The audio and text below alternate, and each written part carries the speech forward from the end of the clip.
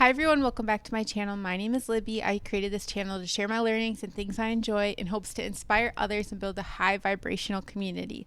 I'm so glad we found each other. I would love to keep in touch with you on here or on Instagram. I would love to learn from you, build our soul family, and keep in touch. I love learning across diverse perspectives, geographically, all kinds of things. So I love connecting with people and learning.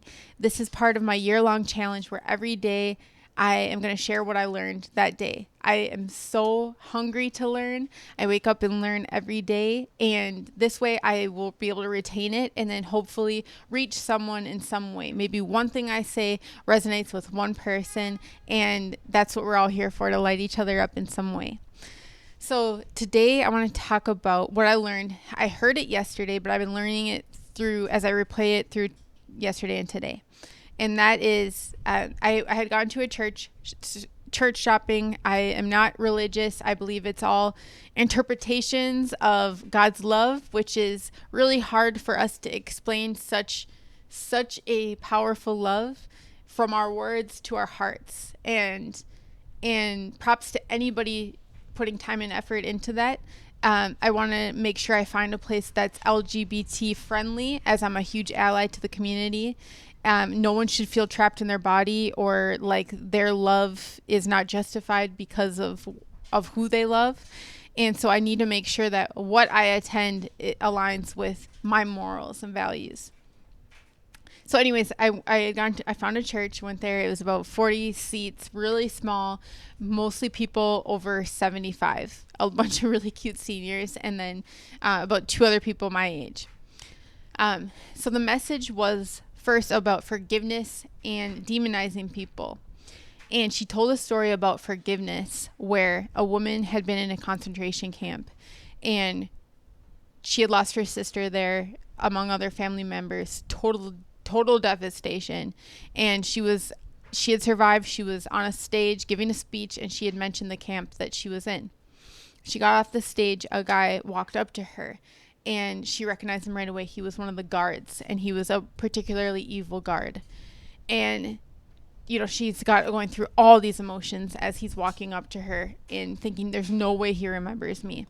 Sure enough, he did. And he said, hey, after that camp, I became a Christian, and I feel God has forgiven me for my sins, and I want to know, will you forgive me?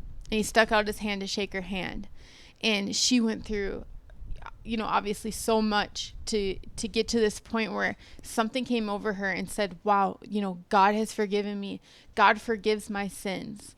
And she put out her hand and shook his hand, and this love, warm sensation poured over her whole body, and just this equilibrium of just so much profound love, and just probably weights lifted off of her for carrying this anger, this just sadness. And she forgave him in that moment. And it just makes me think, if I have been to Auschwitz, I've been to Poland, and heard from Holocaust survivors, and their message is just continue to forgive people. And if they can forgive, I can forgive the little tiffs that I get into, say with my son's dad. And her message, she was about demonizing people and how wrong it is to demonize people. That doesn't come from a place of love. That comes from you're other, I know more than you, and it's really not founded in love. And I realized that I start doing that to my son's dad, where I say, decide he's wrong, I'm right.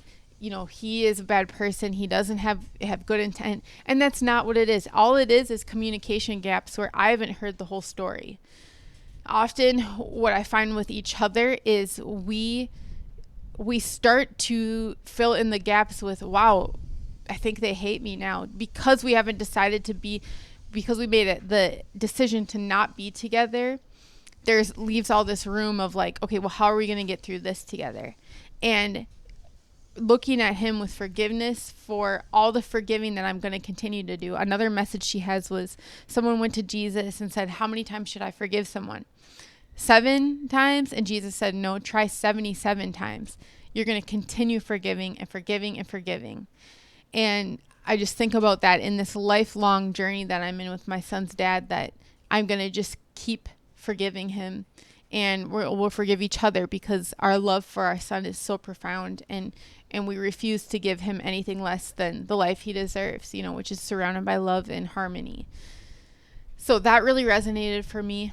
Another story she told was about a parent's love, and how in going back to when New Orleans was hit by the hurricane, and people were without homes, and there was kind of this group of kind of rugged people that were together. One lady was a bartender at a city club, and she had flown there because she had a tiff with her dad, who's a pastor in the Midwest, and she had been living on the streets and kind of traveling around with this crew, and they were on the side of the highway, and a reporter had seen them and stopped and went to ask them questions. And she said, "Hey, can I use your phone? I want to call my dad."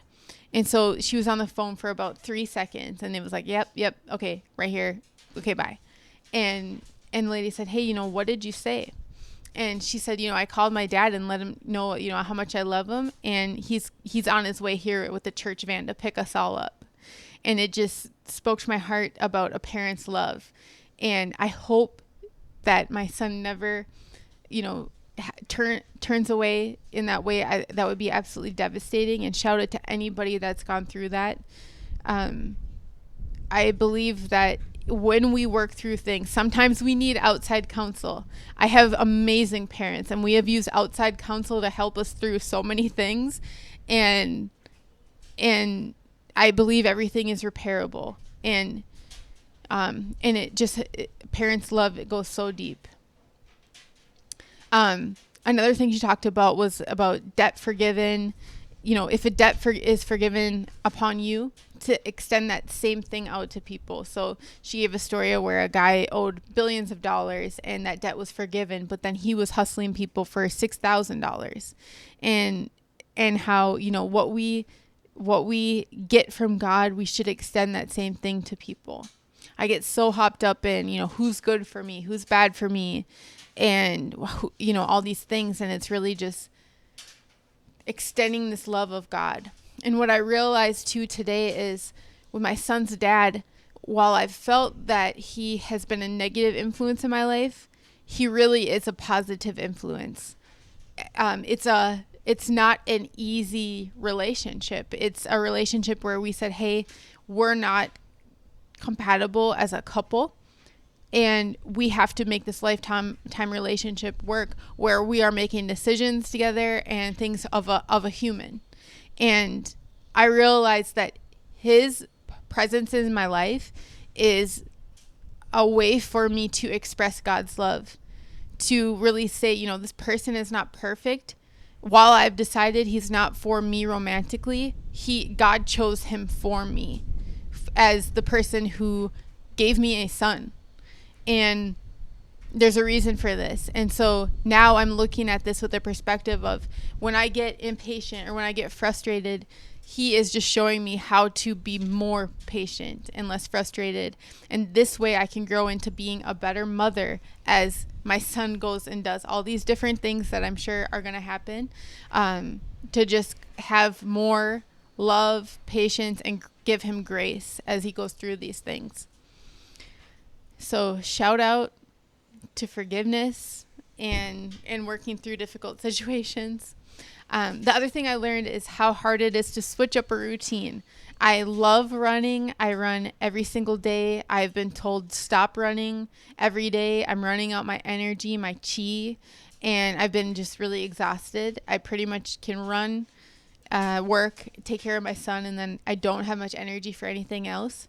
So I decided, and my runs are getting longer and longer, and it takes about 2 hours for the full run.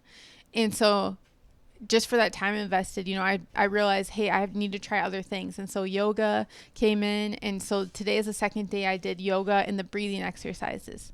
And today at work, after doing the breathing exercises and the yoga, I have been less stressed and more calm the entire day than I have been when I run 10 miles in the morning. So I definitely feel God is wanting a shift in me. I've been resistant to the change.